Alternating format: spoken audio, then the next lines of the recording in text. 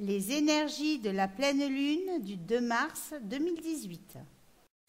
Bonjour à vous tous et à vous toutes.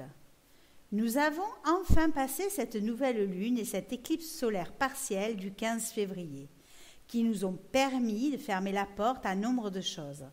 Certains se sont autorisés à fermer la porte à certaines relations, à s'éclipser d'un groupe, d'une situation, d'un milieu, d'un lieu ou d'une activité.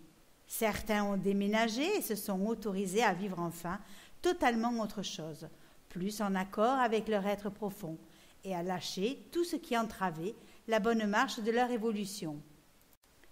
Je ne sais pas pour vous, mais ceux qui étaient vraiment alignés avec les énergies de la nouvelle lune ont pu certainement ressentir à l'intérieur d'eux-mêmes comme un stress ou une énergie entraînante qui les poussait à plus d'action et à agir dans ce qui se présentait à eux.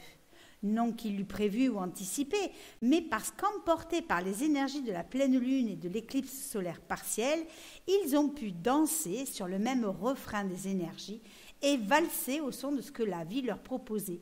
Même si quelques imprévus venaient se mettre en travers de leur chemin, en étant alignés, les imprévus sont vite devenus des opportunités et des synchronicités que tout un chacun a pu vivre et apprécier selon son niveau de conscience.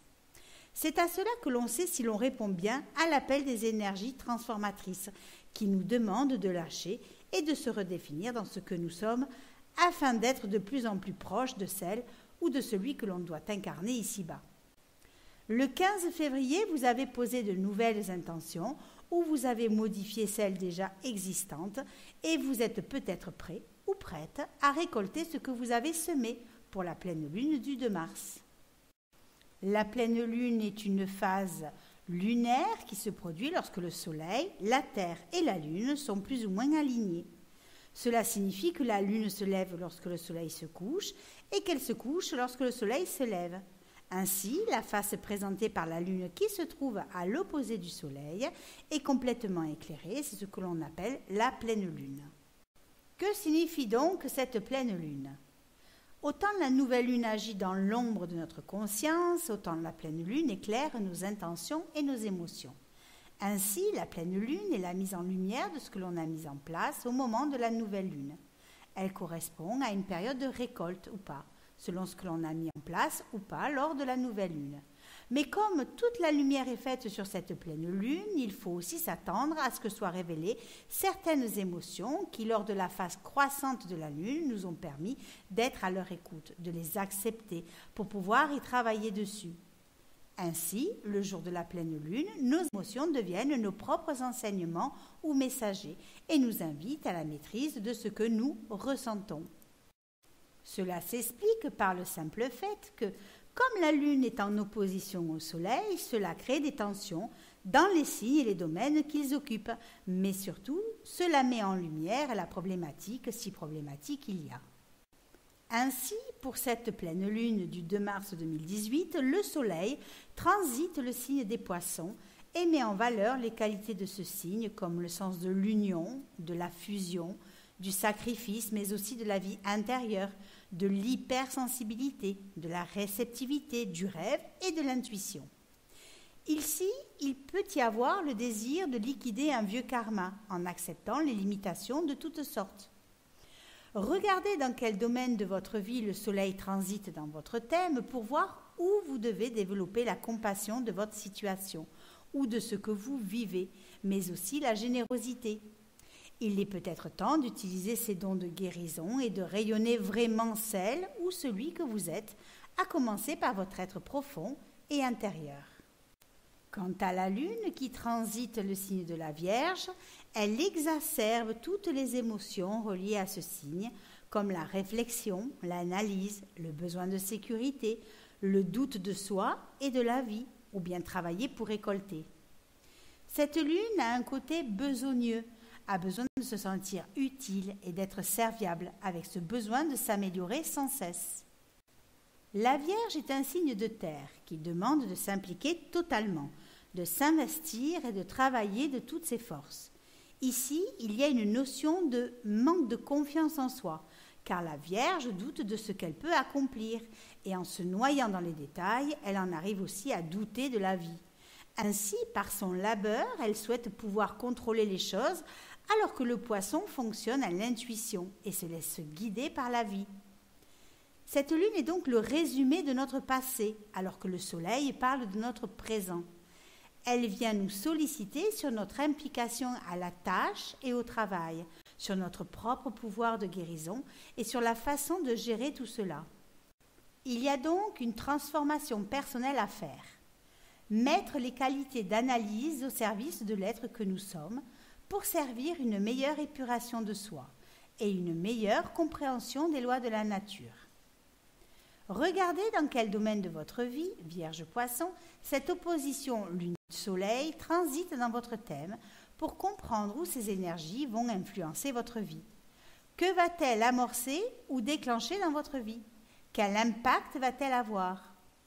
Que cela soit au niveau de votre foyer ou de votre carrière en maison 4 et 10, au niveau de votre moi intime ou des autres en maison 1 et 7, au niveau de votre propre argent ou au niveau de l'argent des autres en 2 et 8, au niveau de votre expression et de votre créativité ou de votre participation au groupe en 5 et 11, tous ces axes parlent d'un équilibre à trouver afin de ne pas tomber dans l'excès, soit de l'un, soit de l'autre. Vous avez donc compris qu'il va nous falloir spiritualiser la matière, ne pas être trop, ni pas assez, mais utiliser l'énergie à bon escient, se laisser guider dans notre labeur et lâcher le contrôle, quel que soit le domaine où les luminaires transitent.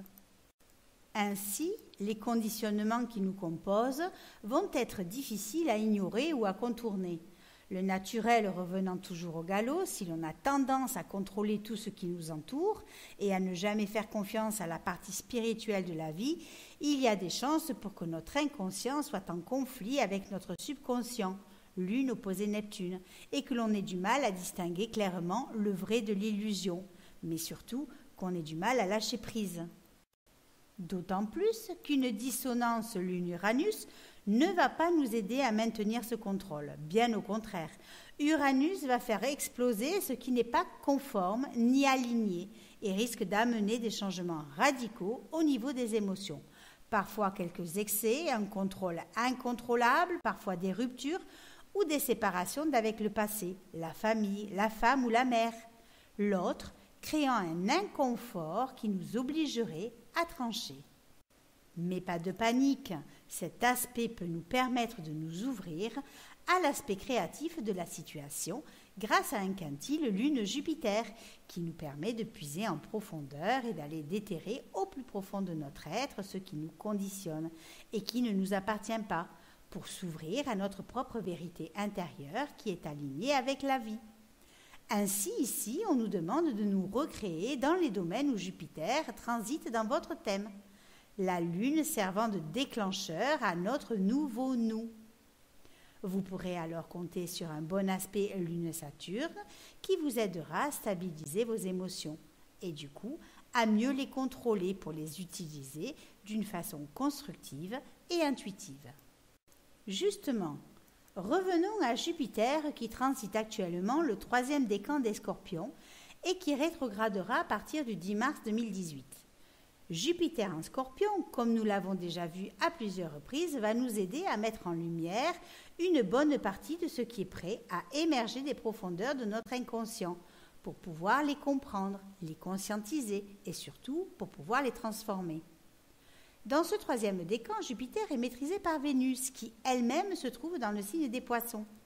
Ici, il y a une intensité du plan émotionnel, un côté idéaliste capable de se sacrifier.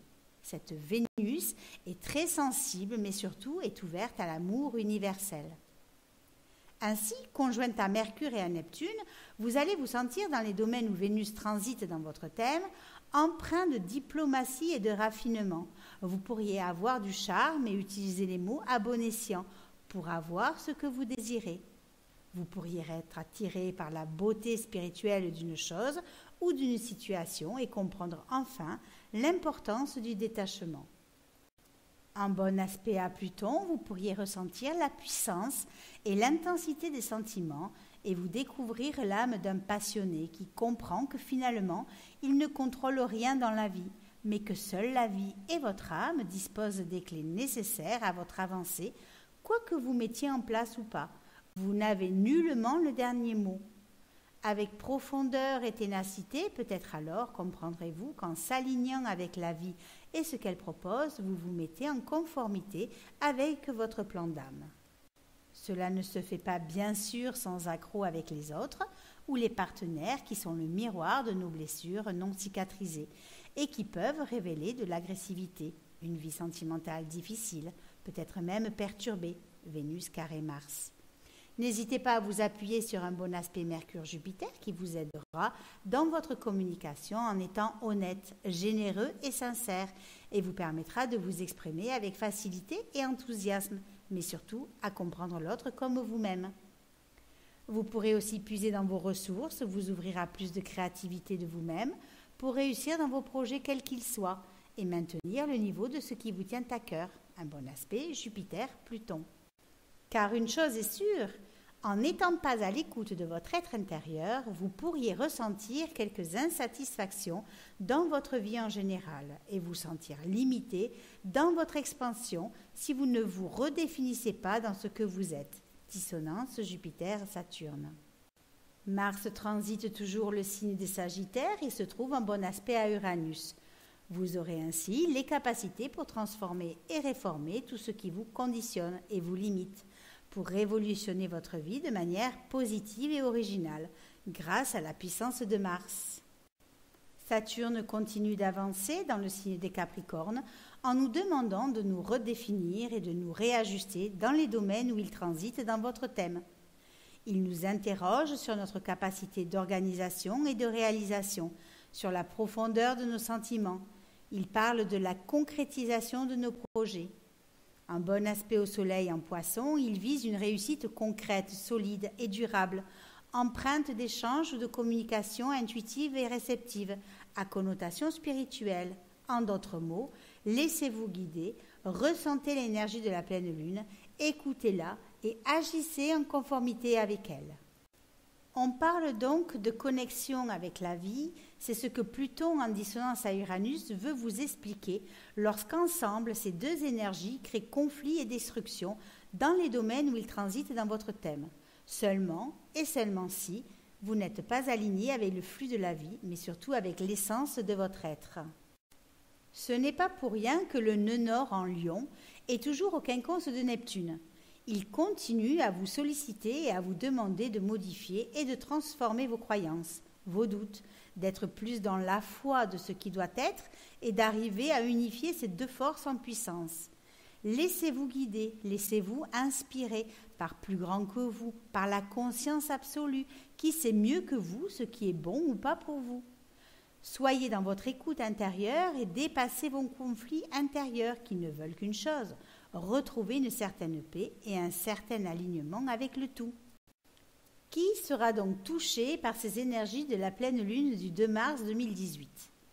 Bien évidemment, les signes de la Vierge et par résonance tous les signes de terre, les signes du Poisson et par résonance tous les signes d'eau, et les signes de feu, Lion, Sagittaire et Bélier. Tous ceux qui ont des planètes en natale dans le deuxième décan des Poissons et de la Vierge et toute autre planète natale en aspect à celle qui transite. En conclusion, pour cette pleine lune du 2 mars 2018, si vous avez bien fermé la porte à tout ce qui n'avait plus lieu d'être lors de la nouvelle lune et de l'éclipse solaire partielle du 15 février 2018, si vous avez laissé les choses partir, se finir sans rien retenir, si vous avez su vous remettre en question et accepter les énergies du changement tout en vous ouvrant et en acceptant que la vie guide vos pas, alors pour cette pleine lune du 2 mars, vous devriez récolter enfin les fruits de vos intentions du 15 février.